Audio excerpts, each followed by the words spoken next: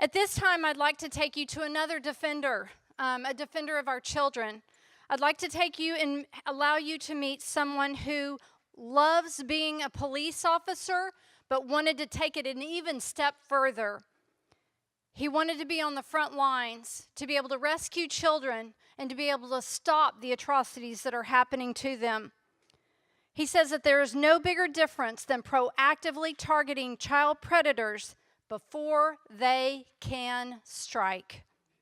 So, ladies and gentlemen, honor with me at this time Sergeant Luis Menendez-Sierra of the Houston Police Department.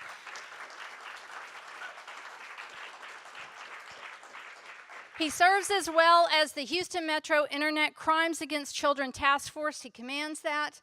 I've heard you speak. It moved me to tears. And so I can honestly say, get ready, get your stress balls out, take notes, and you will be blessed to hear him and engage with them. Thank you, sir.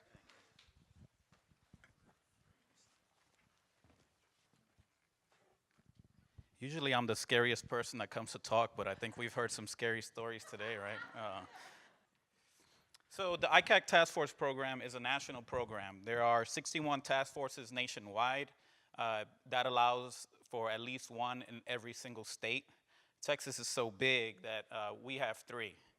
So as you can see, the northern part is covered by Dallas. The southern part is covered by the Texas Attorney General's office. And I am in charge of, well, the Houston Police Department is, of the 8-county area surrounding Houston. Yeah, it's a large area. We cover Montgomery, Liberty, Waller, Harris, Chambers, Fort Bend, Brazoria, and Galveston. I put a lot of miles on my car, a lot of miles.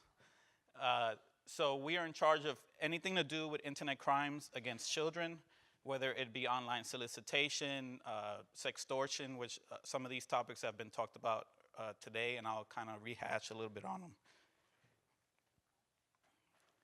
I'm going to play this video real quick. It just kind of gives an overview of what we do. The boogeyman is real, and he lives on the net.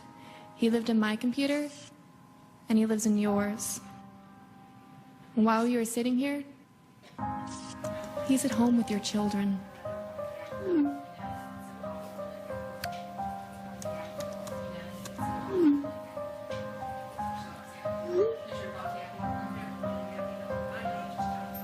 Law enforcement officials estimate that there are more than 50,000 sexual predators online at any given moment.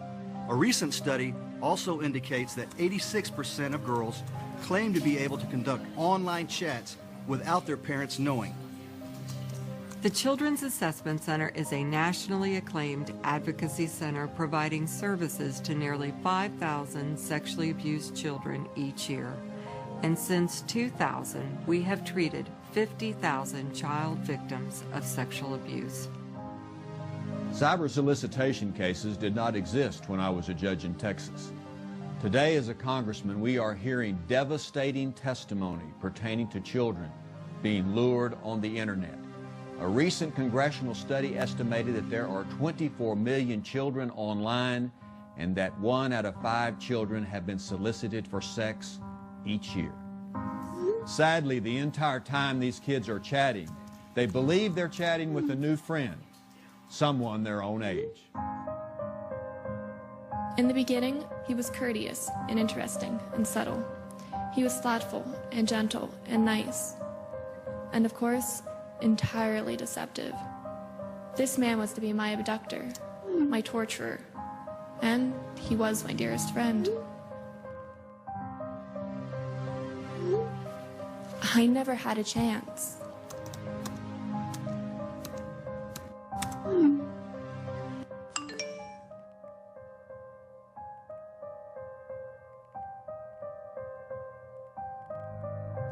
I want you to know that I am not up here alone. Beside me, there are so many young girls whose stories will never be heard because they are dead, possibly enslaved, or just too terrified to speak out. Houston Internet Crimes Against Children is a task force aimed at stopping online sexual predators from engaging with unsuspecting children. Each month, hundreds of cyber tips are received, processed, and disseminated throughout our task force members. Since its inception, the task force has made over 1,000 arrests of individuals engaging in illegal online sexual exploitation of children. We stop the crime before it happens, saving countless children from the unimaginable nightmare of sexual abuse.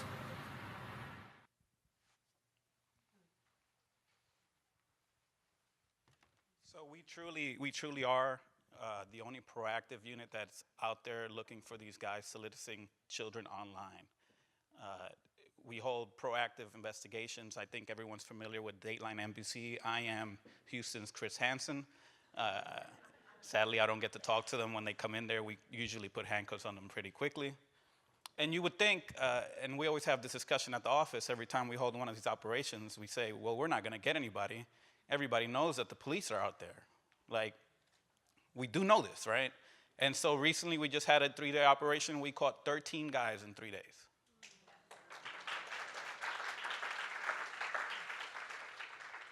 And like it has been reemphasized throughout the whole day today, they come from every walk of life.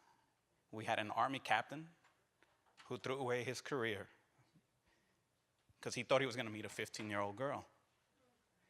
We had a male who came to meet a 13-year-old female who was HIV positive.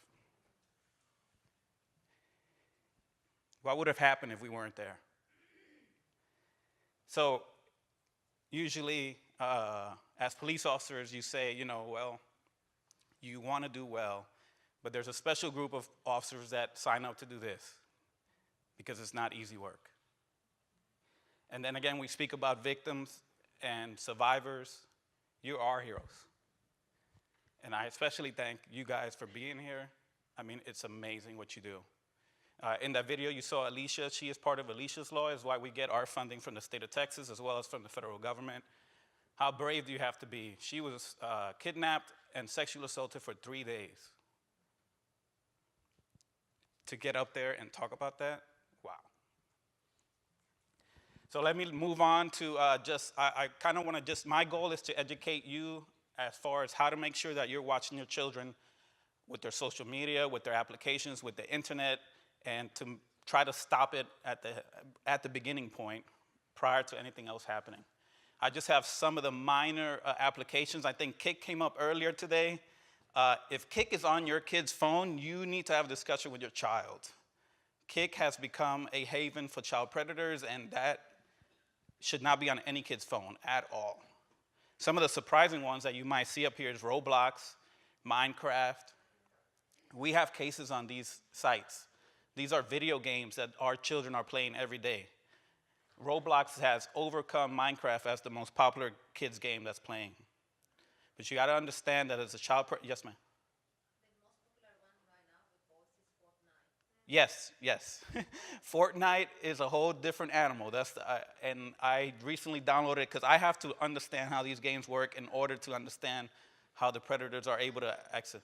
What's that? Is that dangerous? So every application, and I know that we are targeting an age of 12 to 14. I've seen victims at 6 years old.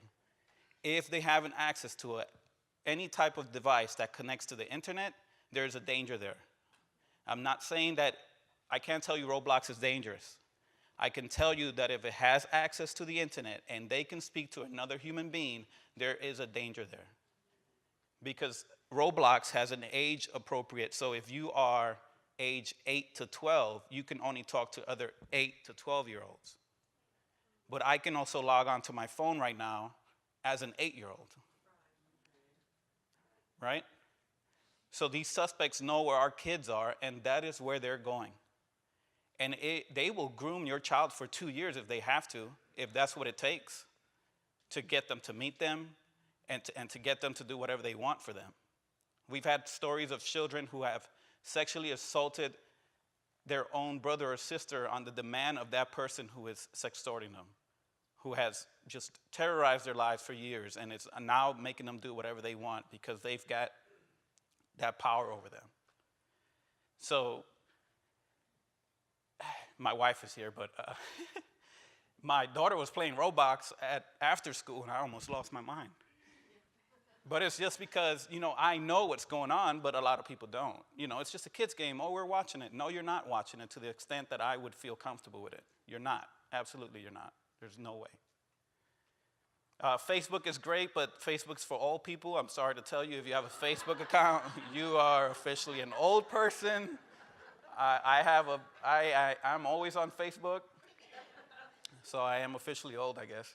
But it is great. Facebook is so law enforcement friendly. Oh, God bless them.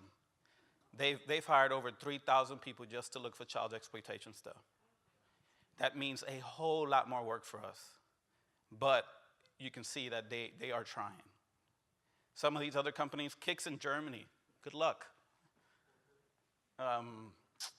Snapchat, with this whole, it deletes once we send it is a headache, because you have a lot of parents who show up and are like, well, my child has received something inappropriate. Well, it's gone.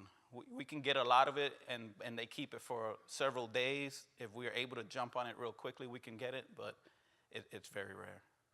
So just make sure you familiarize yourselves with all the applications on your kids' phones, and just remember that just because you haven't seen it on your kid's phone doesn't mean he doesn't have it, he or she doesn't have it, because it's very easy to delete it right before I walk into the house, and put it right back on my phone right after I walk out the house. And if you have parental controls on your phone, they can always get a phone from someone else.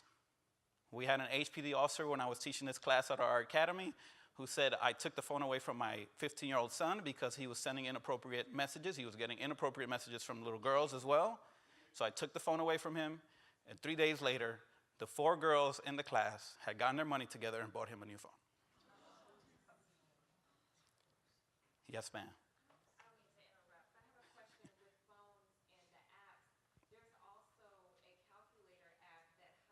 Yes. Contacts and photos, so it looks like a calculator, not necessarily one of these apps. Absolutely. Is that something that you also bring up to that unit? Yes. So if your son or daughter has 2 calculators on the cell phone, there is a problem there.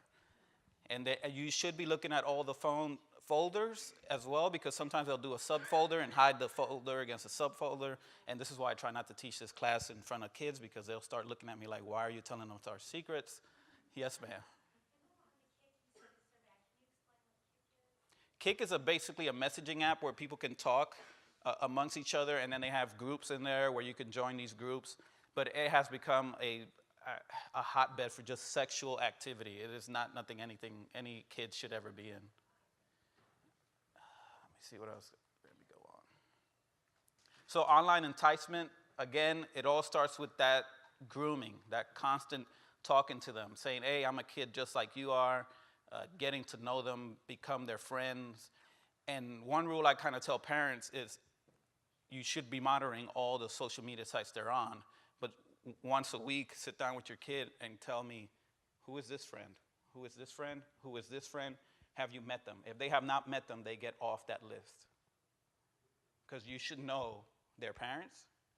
You should have met who these kids are, because if they're a stranger on the internet, then they're a predator. I don't care. Until you meet them in person, they are a predator that's trying to hurt you. And so that's some sort of advice that I try to give to parents. Like I said, it takes seconds to say hello and start a conversation. If I could take you to a website right now where I would put, I am a 14-year-old girl, I would get approximately 5 to 15 messages within 2 minutes of grown adult men trying to talk to me. It might not be sexual at first. Well, in some of them they are. But why are you talking to a 14-year-old girl, or who you believe to be a 14-year-old girl? Why, if you are a grown man? There's that disconnect with the internet, because usually I pull out my phone, but my wife grabbed it for me. We give that device to our children. We wouldn't let them go to the park by themselves, but we give them access to the entire world. You can reach out to the entire world on that phone. The entire world. So you're not limiting the suspects here in Houston. Now you've opening up the bag to suspects throughout the entire world. What are the odds that someone's not going to reach out to them? I recently had a conversation with some Girl Scouts. One of the officers was like their troop leader, and she said, hey, can you come talk to these girls? They're all 9 to 12 years old. She said, just give them some internet safety tips, and we shouldn't have too many issues. There was 25 girls there, and I asked a question. I said, how many of you have ever received an inappropriate picture or message that you didn't think you should have gotten. I made 6 cases that day, 6 reports that I had to file, where men had told, like, send them pictures of their penis. These little girls were coming up to me, just showing me their phones. I was just like, wow, what did I do? And it just opened the mind to that other police officer who was watching them this whole time. She's like, I had no idea. And so, I mean, one girl, we had to call her parents at that point because her phone was full of stuff that people were sending her. And it was all from a friend, from a friend, from a friend, and they met on Roblox. So just be mindful and keep track of what's going on those phones, because it's unbelievable, the things that we see on a day-to-day basis. Like I said, we've seen kids from 6 years old being sexually manipulated, and all. It's pretty horrible. And a lot of it has to do with the disconnect there is between, this is a mobile device, I'm not seeing that person in front of me. So there's disconnect of, is it even real? I'm talking to a person, God knows where they're at, and sometimes they're your neighbor. Sexting. Sexting is very popular amongst teenage kids. I don't know if it's just a new way of expressing themselves, or I really, it's hard to understand it, but sending a picture of your breast or sending a picture of your penis is not something that they even think twice about sometimes. And I know this because I get the cyber tips from these companies, and I read the conversations of the kids when they're having with either adults or other people. And it literally is, hello, how are you? Can I see your boobs? Yes, boom, here's the picture. There was no coercion there. It happens like that. And I read these conversations every day, and there's more and more and more and more, and you're just, you're sitting there trying to comprehend this, but it's just what's going on. So what are the dangers of sexting? If I send you a picture of my private parts, and I say, okay, that's all, I'm not going to send you anymore, I made a mistake, I'm sorry. That person then goes, no, yeah, you really did make a mistake, because now I want you to send me a video of you doing this, this, and that, and I want you to send me a picture of doing this, this, and that. No, I'm not doing that. Oh, you're not doing that, okay. Well, what I'm going to do now is I'm going to put this picture on your school website. I'm going to put this picture on your Instagram, on your Facebook, and all your family is going to know what you did. So send me that picture now, or that's what's going to happen. And this turns into, one picture turns into a nightmare, sometimes for years. We recently had a suspect who had 47 victims nationwide. And we were able to identify them all because he would make them all write underage slut on their chest. Thankfully, he was charged federally, so he'll be in jail for a very long time. Please. Again, that also leads to cyberbullying, which is a big problem nowadays. Again, with the pictures with ex-boyfriend and ex-girlfriends where they break up in high school. This is the only relationship. You know how high schoolers are. This is the only relationship I'm going to have my entire life. I can't believe this. And so the boyfriend, the angry boyfriend or the angry girlfriend starts sending pictures amongst each other. In my longer presentation, I have a video of a girl who flashed somebody in a webcam. And that video tormented her for the rest of her life till she committed suicide. And she did a video of her kind of explaining what happened, where the guy she sent a picture to apparently had a girlfriend, and the girlfriend went with a group of girls to her school and they beat her up. And so she went home and drank some Clorox to try to kill herself. It didn't work that time. After that, she went through counseling, and she made the video to try to help other victims out. But after the video was filmed, she actually was successful in committing suicide. Again, it's becoming more and more common, cyberbullying. And you got to understand, when we were small, if you were bullied in school, you were bullied in school. Now it follows you home. So I think it's 100 times worse than what it used to be before, because you never ever really escape it. And I always ask for parents to look for the signs of cyberbullying. If your child, of course, as usual, doesn't want to go to school, or hides the computer when you come in, or just you should be able to notice a difference. But also look out to make sure that your child is not the person doing the bullying. That's also very important. Because your kid might be all happy and come in and he's always on the phone and you don't even think about it, but he might be tormenting someone else. And you don't really know it because you don't think your child would be capable of doing such a thing. Or your child doesn't even think that it's such a big deal. Meanwhile, the other party is suffering. What to do as parents? I always preach communication, communication, communication. Always talk to them about the dangers and what's going on. We always tell parents to keep computers in a common area. I used to tell parents, give them a flip phone with no camera. But then one of the parents at one of the presentations came up to me and said, Louis, can you take this flip phone because my son's been sexually coerced online with the flip phone. I said, wow. And so I got the phone and we dumped it forensically, that was discussed earlier, and we got no evidence because it was a cheap, crappy phone. So now I tell everybody to go back and get an iPhone 8. Just because the evidence is so important to us. It is what it is. Sometimes you eat your words, right, while you talk. The computer in the common area. We met some parents who had the computer in the common area they were mindful. They had seen their son look at some inappropriate stuff and stepped up their game. They said, you know what, this is not going to happen anymore. You shouldn't be looking at this stuff. Took all the devices away.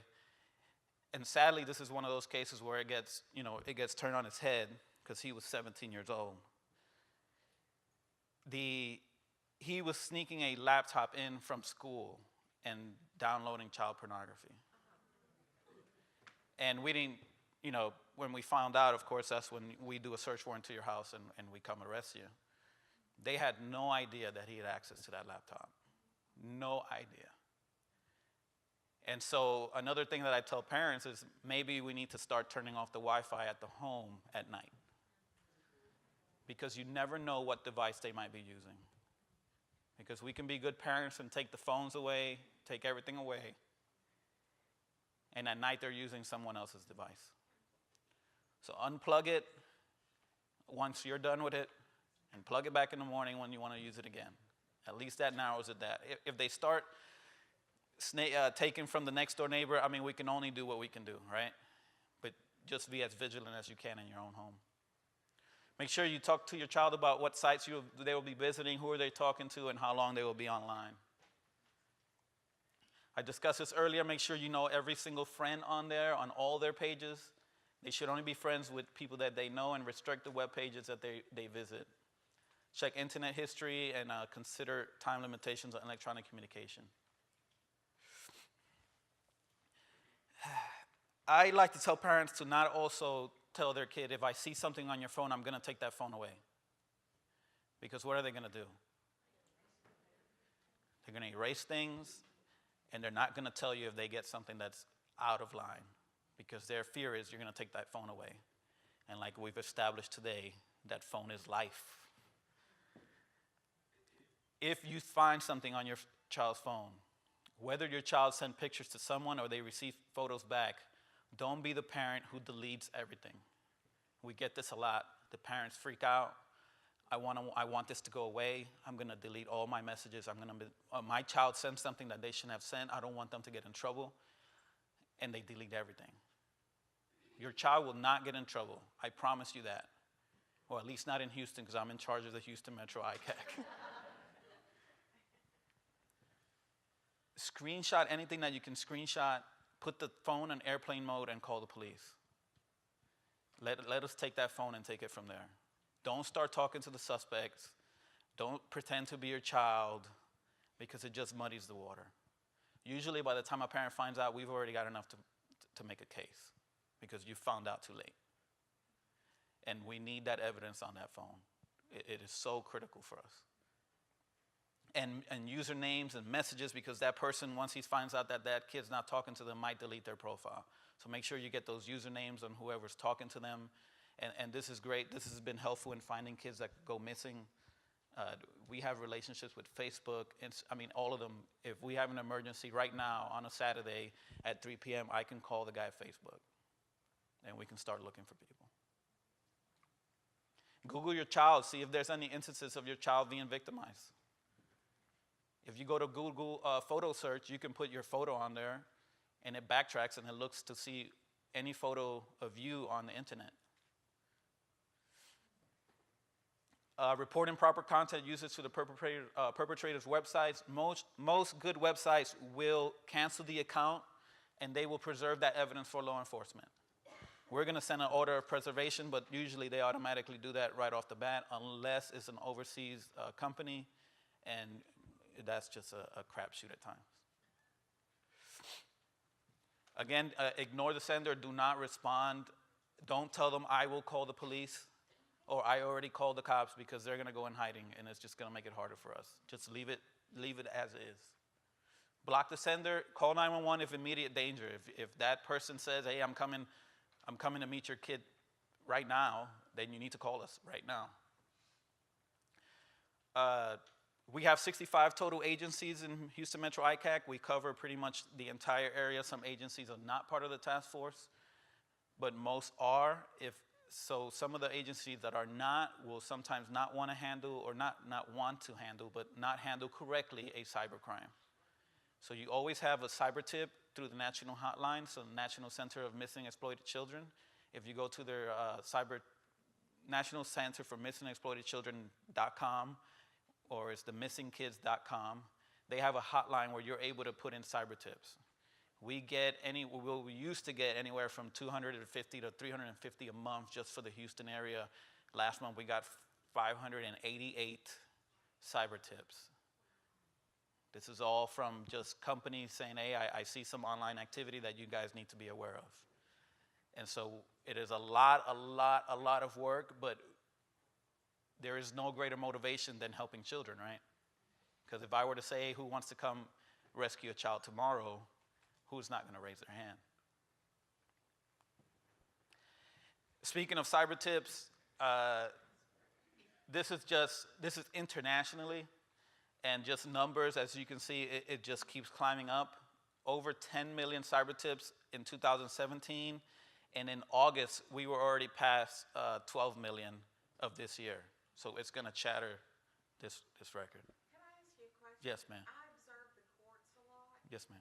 And I was stunned at the numbers of grown men who work for big companies who deal with computers and do this online at work. Do any of the companies, look or observe to see what's going on? Some of the companies do, and some of them don't. We had a sting last year where we caught a City of Houston employee. And we caught him on a sting because sometimes they'll tell us, oh, well, you're getting people who are talking to kids online and they're really not going to do anything. And we've heard the things that just make us sick. We've heard judges say it's not really a crime because the kid doesn't exist, right? I mean, we've heard things, you're just like, what are you even talking about? But because of that sting, we got this guy to come in, and he'd been sexually abusing his own children their entire lives. And the only reason we were to find that out is because we arrested him, because his children weren't enough. He wanted to come have sex with our 15-year-old child. So some companies are great at it, some companies are not. It's just, it is what it is, I guess, with every single company. And let me add to that you can become the voice to make sure your company becomes an advocate for children. There's actually, Governor Abbott put forth a certification that businesses can get to proactively protect children. And so there's a great reward and acknowledgement that businesses can get from Governor Abbott and his office to help advocate for that. Okay, is my time up almost? Is it up? Okay, let me go real quick and I will speak. I love that whole presentation on pornography because we deal with child pornography as well. It's probably the scariest thing. I ask everyone in all my presentations to please pray over our officers because they have to view child pornography on a daily basis. And if you want to talk about repeating trauma and watching trauma on a daily basis, that's what we do. And so thank you for that, and I'll try to speed up. This is just a map of the United States of America in the last 7 days, people downloading child pornography. This I took on the 7th. What are we today, the 8th? I did it yesterday. That is the United States. This is Texas, or in our little area here. Each dot does not mean that it's one person. That is just activity.